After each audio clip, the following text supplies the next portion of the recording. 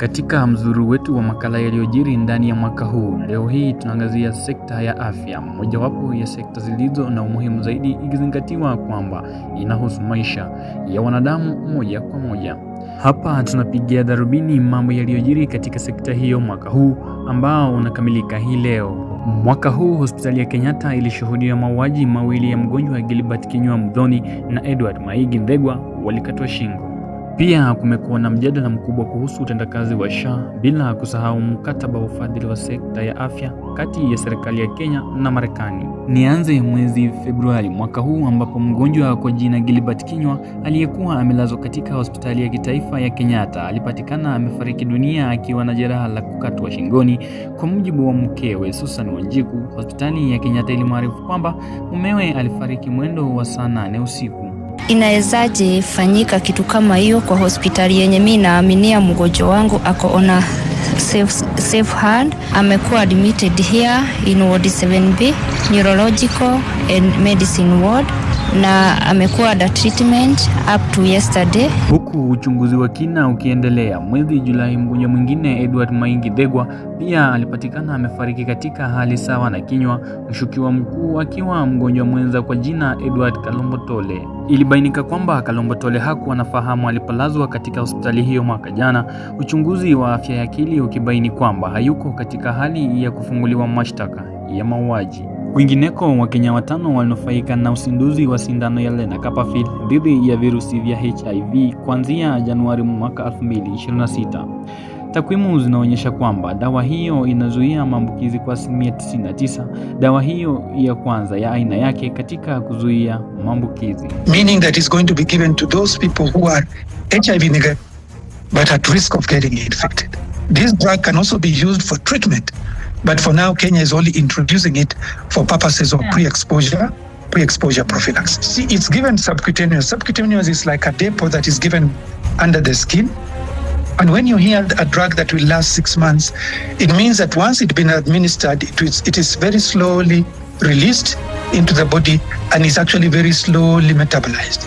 So that within that duration of 6 months, the drug is still available, the drug is still active. Awamu ya kwanza ya dawa hiyo itakuwa bure. Hata hivyo, dawa hiyo ghali inagharimu kati ya $10 na $33, ambayo ni sawa na shilingi 1290 hadi shilingi 4257 za Kenya.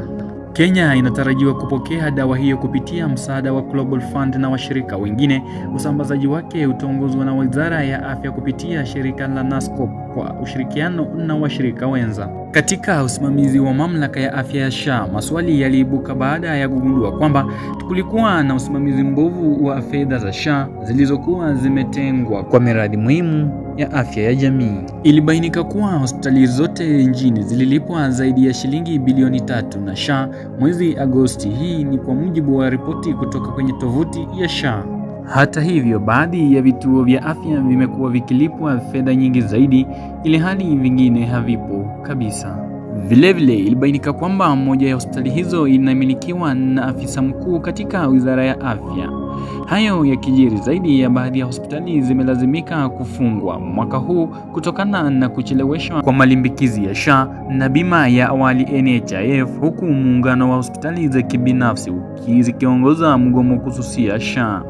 Pia hospitali kama Kenyatta imeripotiwa kushindwa kugharamia matumizi ya kila siku ya pesa kwa vifaa vya matibabu kutokana na uongozi wa serikali kutaka malipo yote kutolewa kupitia mfumo wa e-Citizen.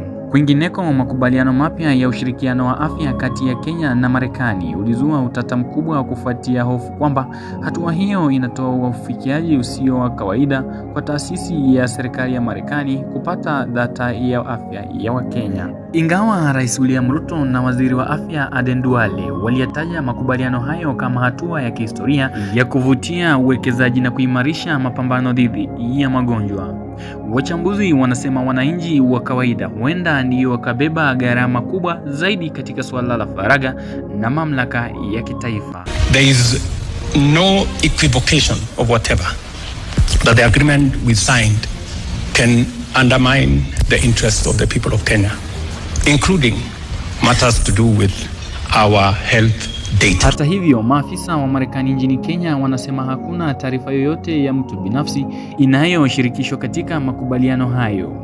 Mkataba huo wa miaka 5 wenye dhamana ya dola milioni 2.5 uliotiwa sahihi mjini Washington umeifanya Kenya kuwa nchi ya kwanza kujiunga na mfululizo wa makubaliano ya afya ya kimataifa yanayoongozwa na Marekani. Mwaka huu pia umeshuhudia migomo kadha wa kadha ya madaktari, maafisa wa maabara, wauguzi na sasa hivi maafisa wa kliniki. Hali hii imeendelea kulemaza huduma za matibabu nchini. Vilevile kulikuwepo zogo kati ya serikali ya kitaifa na zile za kaunti kuhusu uhamishaji kaunti jukumu la kuwalipa mishahara wa hudumu wa afya chini ya mpango wa afya bora kwa wote. Mimi ni John Wanyonyi.